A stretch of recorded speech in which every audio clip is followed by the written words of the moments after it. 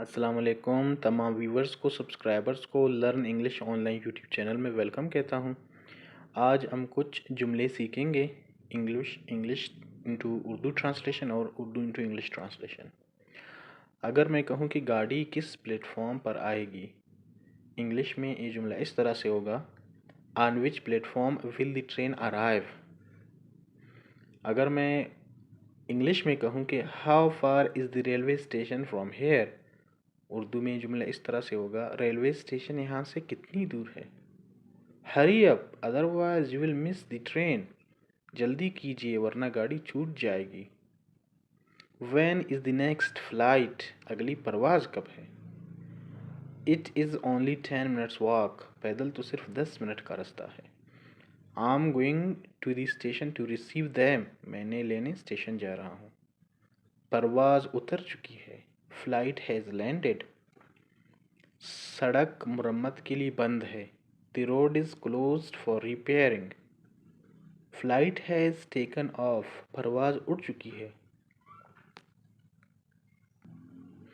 They couldn't catch the train, वो गाड़ी पर न चढ़ सके। The front wheel has less air, अगले पहिए में हवा कम है। Of the car burst, motor का टायर फट गया। I am fond of cycling, मैं साइकिल चलाने का शौकीन हूँ। The booking office is open round the clock, ticket घर दिन रात खुला रहता है। I'll accompany you to the station, मैं आपके साथ स्टेशन चलूँगा। I'll accompany you to the station, मैं आपके साथ स्टेशन चलूँगा। I want to make a reservation to Karachi for tonight, आज रात मैं कराची के लिए रिजर्वेशन करवाना चाहता हूँ, यानी बुकिंग करवाना चाहता हूँ। My car has broken down, मेरी कार ख़राब हो गई। I'll be in Murree next week, मैं एक हफ्ता बाद मरी में हूँगा। I'll be in Murree next week, मैं एक हफ्ता बाद मरी में हूँगा। No crossing on the railway tracks, rail की पटरी पर से गुजरना मना है। No crossing on the railway tracks.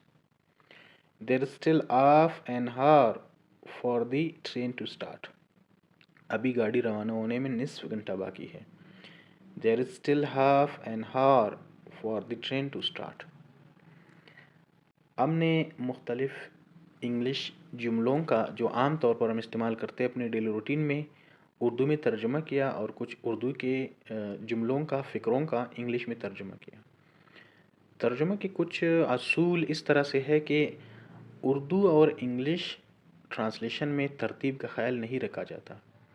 यानी अगर हम उर्दू में गाड़ी को फर्स्ट में रखते हैं, गाड़ी किस प्लेटफार्म पर आएगी, इंग्लिश में ज़रूरी नहीं है कि लफ्ज़ गाड़ी भी शुरू में आए। उसमें हम कंटेक्स्ट को देखते हैं कि इसका जो ग्रामर में दुरुस्त तरीका क्या है।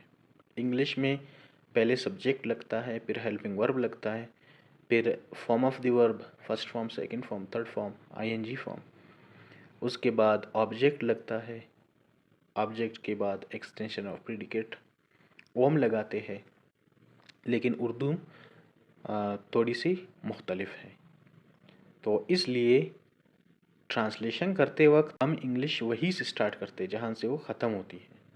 लेकिन ज़्यादा बेहतर तरीका ट्रांसलेशन का ये है कि हम कंटेक्स्ट को देखते हैं कि इस जुमले का सेंस क्या है, मीनिंग क्या है, और ट्रांसलेशन में कोशिश ये हो कि जो जुमला है हू बहू वही सेंस जो जुमला दे रहा है, जो जुमले की मीनिंग है, इंग्लिश से उर्दू या उर्दू से इंग्लिश में वही चीज़ हो। यानी हम कहते हैं जल्दी कीजिए वरना गाड़ी छूट जाएगी, जो तीसरा जुमला है। हरी अप, यहाँ पे जल्दी कीजिए शुरू में लिखा था हमने, वहाँ पे हरी अप भी शुरू में लिखा। वरना गाड़ी छूट जाएगी, otherwise you will miss the train. You के बाद अपस्ट्रोफी है, फिर डबल एल है, ए विल का शॉर्ट कंट्रैक्टेड फॉर्म है, शॉर्ट फॉर्म है। Otherwise you will miss the train. अभी नेक्स्ट में अगली परवाज़ कब है, हालांकि कब है आखिर में दिया हुआ है, लेकिन जब हम इसको ट्रांसलेट करते हैं तो when is the next flight, क्योंकि जब हम इंटेरोगेटिव क्वेश्चंस, जो इंटेरोगेटिव सेंटेंसेस है, इसमें जो हम क्वेश्चंस पूछते हैं, इनमें जो हेल्पिंग वर्ब है या WH वर्ड्स है वो हम बिल्कुल स्टार्ट में लगाते हैं ताकि इससे पता हो किस में हम सवाल पूछ रहे हैं। बाकी फिर जो जुमले का सेंस है, जो टेंस है, उसके मुताबिक। तो ट्रांसलेशन करते वक्त आपको सब्जेक्ट, हेल्पिंग वर्ब, वर्ब और ऑब्जेक्ट देखना होता है। इसके अलावा आपको टेंस भी देखना होता है कि कौन सा टेंस है और इस टेंस में कौन सी वर्ब की फॉर्म इस्तेमाल होती है और सब्जेक्ट कहाँ पे लगता है, ऑब्जेक्ट कहाँ पे लगता है। ये सारी चीज़ें आपको देखनी होती है ट्रांसलेशन के दौरान। और तरतीब इसका उस तरह से नहीं है जिस तरह से आम तौर पर इंग्लिश सेंटेंसेस का तरतीब है या उर्दू सेंटेंस का तरतीब है। अभी एक और अगर हम जुमला देखें कि मोटर का टायर फट गया, the tyre of the car burst. Burst first form भी है, सेकंड फॉर्म भी है, थर्ड फॉर्म भी है।